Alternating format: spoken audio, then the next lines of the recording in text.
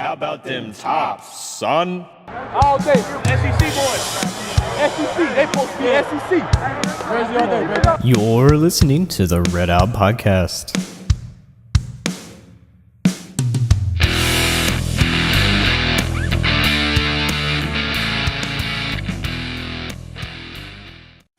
Hello everyone, and welcome into a Red Out short clip here.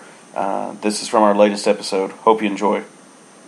Let's reach into the mailbag. You want to start us off with our one favorite fan from Twitter? From Twitter, I'll be specific. Yeah, this is the Twitter stuff. And of course, I will cover the Facebook stuff because I'm more of a Facebook guy.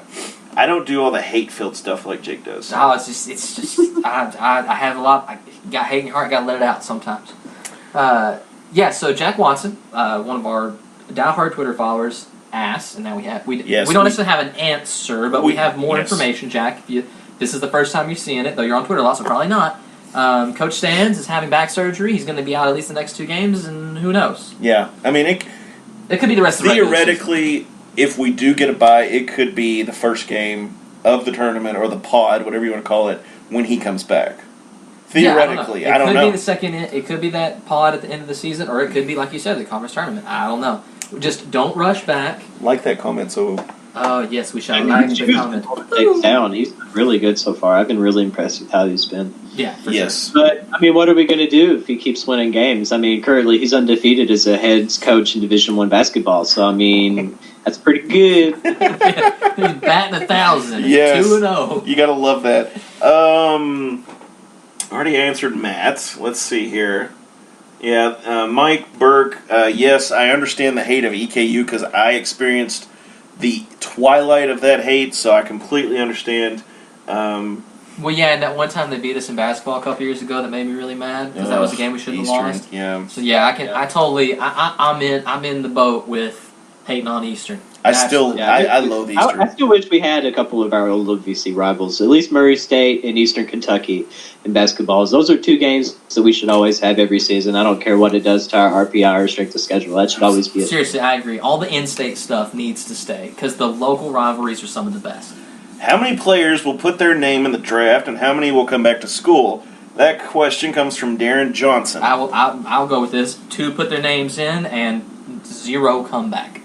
How many you think? Okay, so who you? Well, that's Bearden because we already know he did last year. He's gone out. He has no more eligibility, so he's going to put it in. I don't think he gets drafted. Okay. I hope he does. I always hope that our guys go to the league. Complete success for the guys. He's going to make money playing wherever it is. And I honestly think Bassey's going to put his name in the draft. I think he's going to be tail end first rounder, and he's going to go. So Hollinsworth, he's a senior, is that right? No, he's a sophomore. Oh, okay, never mind. He could put his name in the draft. He feels like a senior. You know what I'm saying? Yes. Like, he doesn't play like one, though. He's been very inconsistent this season. I know, this season, and I don't know what it is. We had gotten that question. Sophomore slump exists for a reason. That's true. It is a thing. It's legit. But I mean, Tay's still my favorite player. Yeah, I mean, he was last year. Yeah. He is this year. Yeah. Kentucky guy. I'm rooting for Savage. I still stand by my guy. I like Savage, and I hope he continues to get better and better. Yeah. Go back to Twitter for a second. Jared, who do you think? How many you think declare, and how many you think come back? I think 2 is probably a solid number. Bearden and Bassey. Those are the only 2 that I feel like. Well, Bearden has before, like you said, and obviously Bassey has the most pro potential. I think it'd be dumb for any of the other guys to, not because that they're not that good of possibly being in the NBA. It's just, 1, this is going to be a really loaded class, and 2, they could definitely benefit staying another year. Like the perfect example, P.J. Washington at Kentucky. Like he had freshman year, and he's come back and he has dominated and been one of UK's best players as a sophomore. I think that would be really good for Bassey even to be able to stay another year. But if he will, that's another question. But I mean, Hollingsworth, he's averaging 14 points. Savage is averaging 13. I mean, both of those could be playing better. I mean, they've had some pretty off nights recently, but Anderson is the most athletic out of those. I feel like he has the type of explosiveness to be an NBA player, but he definitely needs another year.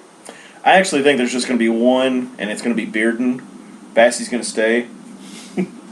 Well, he's going to declare. You can still test the water. Well, I don't have any problem with it. I'm just kidding. Because so you all don't know, if you're new to the podcast, welcome. This is our usual shenanigans. Yes. And 2, Devin's bold prediction at the beginning of the year was Yes. Bassey comes back. Yes. And so he is pulling hard. I mean, we all want him to come back because we all want an excellent player, and we will not be mad if he leaves. No, 'cause if- get that money, son. Yes. Go get that bread.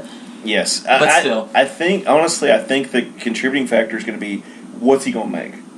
If another year is going to guarantee more money, he's coming back. I think it's all first round and second round Yes. stuff. And that's what we've seen. He was, like, at the beginning of the season, he was like a lottery pick and all this stuff, and he has slid down the draft boards. And it's not necessarily because of his performance. Like I said, I think he's having, like, quietly one of the best years we've ever seen. I just think it's almost like the Heisman in football. Like, if your team's not... You could be throwing for 600 yards a game, and you're still not going to win the Heisman if your team's losing. So I think that's kind of affecting him, that the team play isn't necessarily great, and he's had some freshman inconsistencies, which don't they all. But yeah, I think we're all kind of on the same page. Bearden's definitely gone because he doesn't have any eligibility left, and whether or not Bassey goes is whether or not he's a first or second round pick. I actually see there is some debate on Facebook as to Bassey being either a late first round or mid second. I think if he goes second, I think he stays. Yeah, if he, and that's the good thing now, right? You can declare for the draft. I like you can go that. work out for some teams. Yes. They can give you some feedback, and they can be like, "Oh yeah," and they can even kind of give you promises like, "Hey, we would take you in the first round if Yes. it came down to it," or "We think we're going to take you in the second round," and then you can balance it out. Okay, so we got Brett from Facebook. Brett, Gotta love it, buddy. Appreciate you always supporting us. and always being active. Yes, actively supporting us. He likes to call out my laptop when it's really loud, which it's quiet tonight. So, Yeah. will we be distracted at home on Thursday and drop it to middle at home? I think it's a good possibility. Yeah, no, I'm terrified of it. Yes, me I'm too. absolutely terrified of it, for sure. Jared, you terrified? Honestly, I'm not as terrified as I I'm gonna probably lose will now. be Jared's not tomorrow. upset. Yep. But I will say that they will definitely keep it within 10 points. I don't see us getting the type of blowout that I wish would happen, but they'll keep it within 10 points. I think it's going to be a relatively close game, but I still think Western will be able to pull it off because, I mean, it's 100 miles of hate. Diddle's going to be filled with people. It's time. It's getting down to the nitty gritty. This is crunch season. You got to win all these games if you want to be able to have any chance of the postseason. So they need to show up for this. I mean, they do, and what we're, like we've said all season, what we're competing for now really is the conference bye. That's it's all about that right now because your resume for a tournament berth, if you made it, is pretty much set. I mean, honestly, you go up or down a seed line, but nothing super duper major. I mean, even if we ran the board, it wouldn't go up more than like one seed line. So now this is it. This is the season that matters. These last 6 or so games. This is what it's all going to come down to. Okay. Okay, so, do you have any more Twitter? Yeah, there's two more, sort of. Let's do the one from Carlos last. Yeah, Okay. Carlos absolutely has the last one. We're gonna. So Ross asked, "Is middle a tougher game now than it was a month ago?" I say yeah, because they're playing better. I think so. They're getting their feet under them. Yeah. Does everybody agree with that? So we can move on to the fun one. No. I got one more. Oh, Devin's got I've got one more. Brett asked for Matt to do a stats on our chances to win the Conference USA tournament.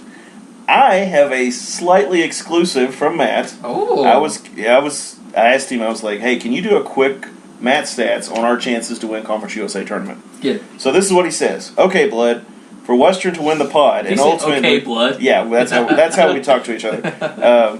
What's side? Yep, fam. Hey, bro, gotta help him out. For Western to win the pod and ultimately to win Conference USA, I think your true key is Josh Anderson and Lamonte Bearden. I think if Josh is drawing fouls and being aggressive, WKU is totally different. In addition to that, Monte needs to take care of the basketball. The reason the Tops have gotten on a roll is not Charles Bassey, Savage, or anybody else. It's those two. They're the keys to victory. Also a random stat, but WKU is undefeated on the season when Jake makes a three. Yeah. That's right, guys. When I make a three. When Jake's making threes, we're good. I think it's at least 7-0, if not 8-0.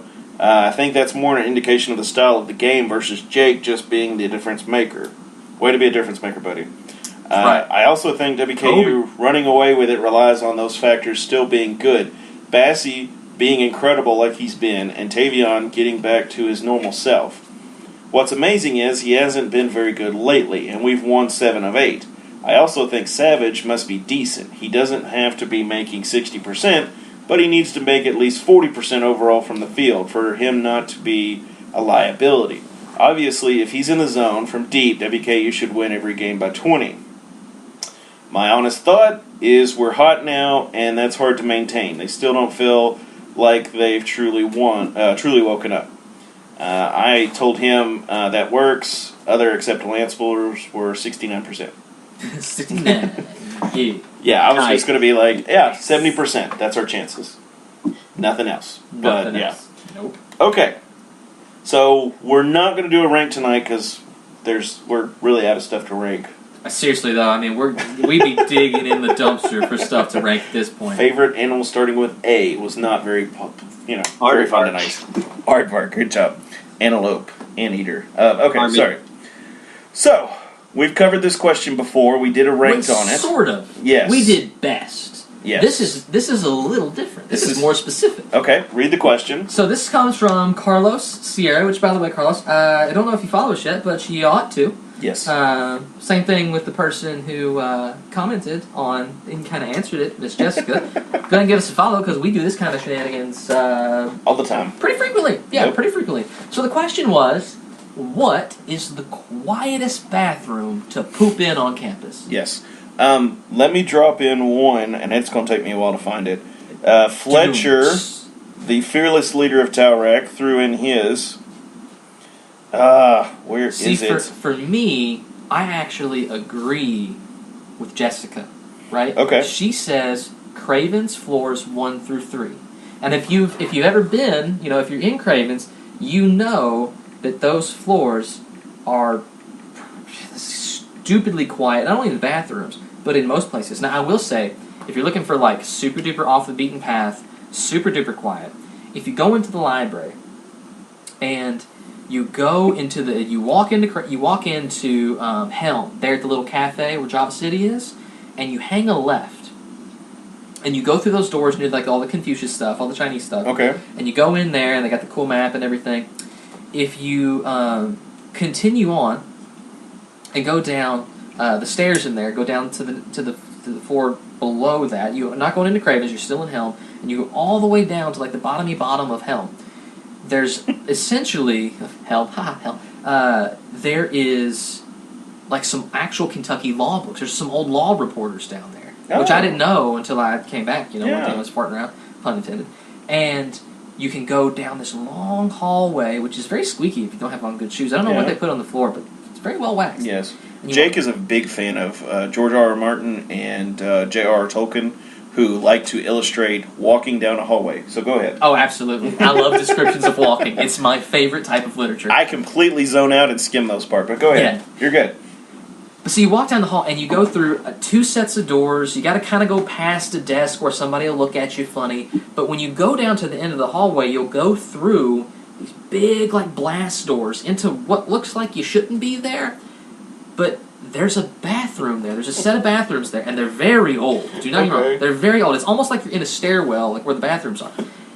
Little shady. So you pooped in a stairwell? Pretty much. Just not down the stairwell. And you go in there, and I have never met another soul in there. Yeah. I have never come across a warm seat in there. I've never even seen a little tinkle sprinkle in there. Yeah. Now, I know people know about it. Yeah. But not very many. Yeah. That one it's like the sub-basement of Helm is like the quietest. I mean, especially if you want a quiet place to study, y'all. Like, don't go up to the top of Craven's. No, It's all no. hot and the windows are Yeah, scary. see, I don't, Don't go up there. Go down to the basement of Helm. It's nice and cold because you're in the basement. It doesn't get too hot down there. Pun intended, yes. Yeah, and it is absolutely quiet. And the bathroom is nice. It's not a super comfortable bathroom. No. It's not a new fancy bathroom. It's not got the nice, big wide stalls. It's not even super clean on like the Yes, floors and yes. stuff. But it is definitely quiet. For me also, the first runner-up, essentially, middle of the week, alumni center bathroom. Yeah, probably. There is nobody in there. No. Or like early on game day, nobody in there. No, They yeah. pipe in the Hilltopper Sports Radio a lot of times. That's nice. And they're very new and very clean. So, it took me a second, but I found Fletcher's answer he mailed in. He said the guest bathroom at Poland. Never been. Yeah, never even been in Poland. I think I've been there like one time. The only thing I know about Poland is we had that kid that killed himself in Poland when No, I was PFT. there. No, the one that hung himself. Oh, he hung himself. I thought This you were talking kid hung himself in Poland, and it took like 3 or 4 days for somebody to find him. about- Oh, it sucks. And the only reason they did was because of the smell. Oh man, that sucks. Yeah, it's really depressing when suicide. So if you have suicide issues, you need to seek help or Yeah, dude, talk seriously, to there's somebody. hotlines, everything. Reach yeah. out. But back to it. Apparently, good place to poop. Good enough. The best place I found to poop was the 3rd floor of Thompson Complex North Wing. Again, nobody there. Nobody was there. And if you go early enough, it was fine. Or 2nd floor Thompson Complex Central Wing. You can tell Devin had science majors because he's always over there in those buildings. That's where I was. Of course, North Wing's not there anymore. They destroyed it, which was the saddest day for me to come around the corner and it wasn't there. And I was like, worst places to poop. The old side of the old side of Smith Stadium before they remodeled the field house locker rooms.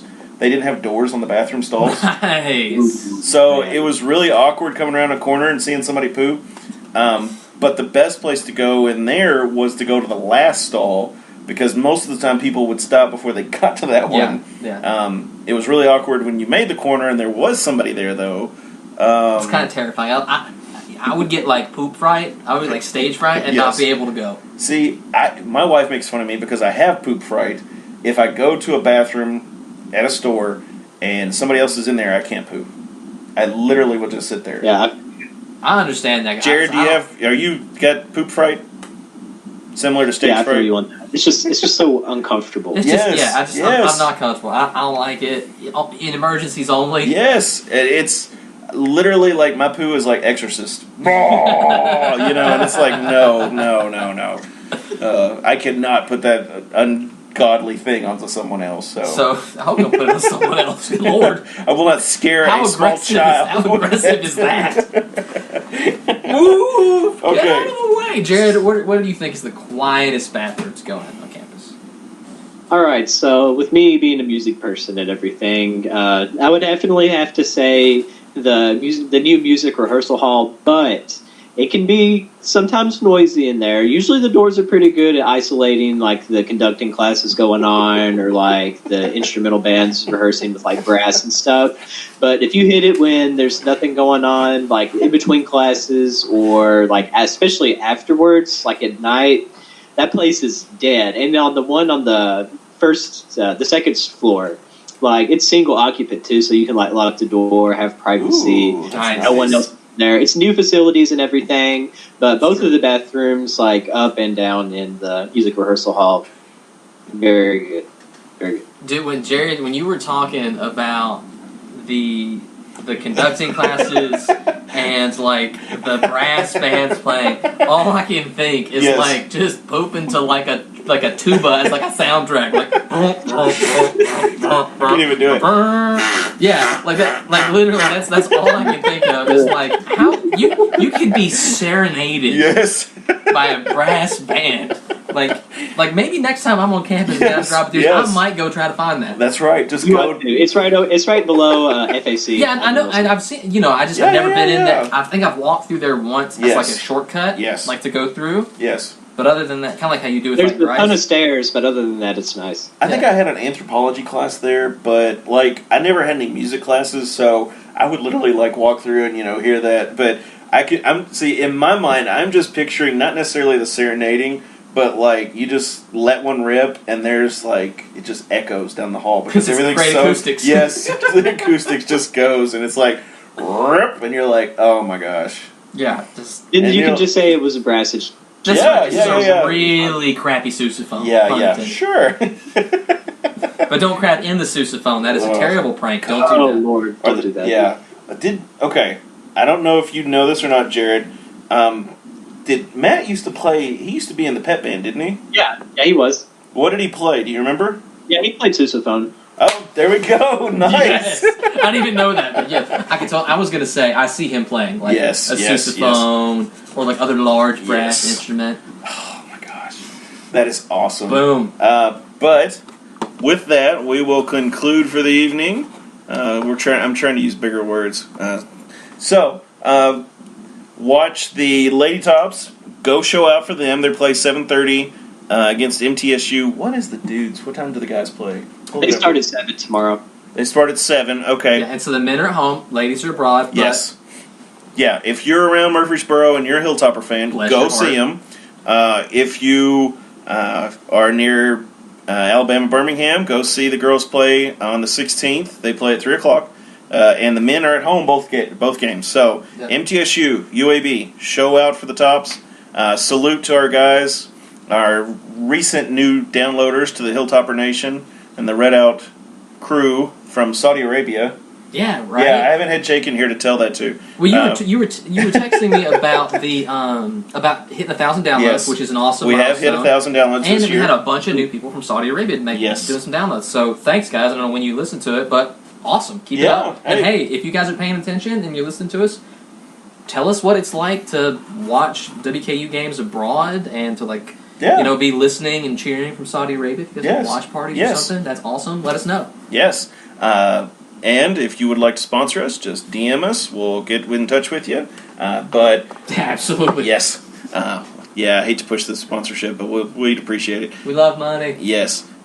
So, as always, go Tops. Go Tops. Go Tops.